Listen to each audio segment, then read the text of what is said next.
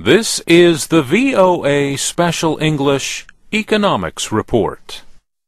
Energy has become an important issue in the American presidential campaign. And gasoline prices, costs that affect almost all Americans, have risen sharply in recent months. This week, former Massachusetts Governor Mitt Romney criticized President Obama's energy policy. In a newspaper commentary, he said the president has let prices rise while placing too many requirements on the energy industry. One issue in the political debate is a project proposed by the Canadian company Transcanada. Its Keystone XL pipeline would stretch more than 3,000 kilometers from Alberta, Canada, to several oil processing centers in the United States. If completed, the project would cost about $13 billion and transport over 1 million barrels of oil a day. Republicans have criticized President Obama for delaying work on the oil pipeline. Last Saturday, Congressman Doc Hastings spoke for the Republican Party to the American people. He said the party wants to use all of the nation's energy resources. He called it an all-of-the-above approach.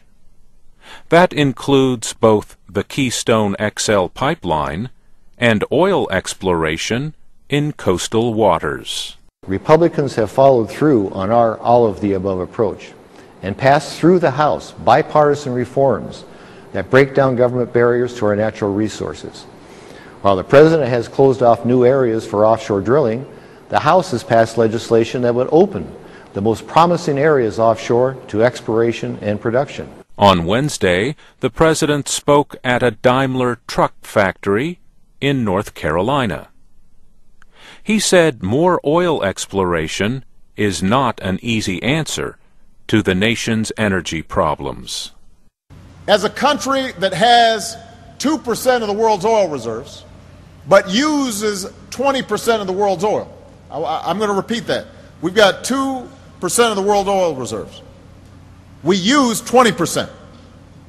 What that means is, as much as we're doing to increase oil production, we're not going to be able to just drill our way out of the problem of high gas prices. Workers at the North Carolina factory build alternative fuel vehicles. Mr. Obama told them that new sources of energy mean more jobs. We can't just rely on fossil fuels from the last century. We've got to continually develop new sources of energy, and that's why we've made investments that have nearly doubled the use of clean, renewable energies in this country. And thousands of Americans have jobs because of it. The President has called for tax breaks on clean energy vehicles and urged local governments to buy them. Mr. Obama has also called for cutting costs. Last week, he asked lawmakers to end $4 billion in support for the oil and gas industries. And that's the VOA Special English Economics Report. I'm Mario Ritter.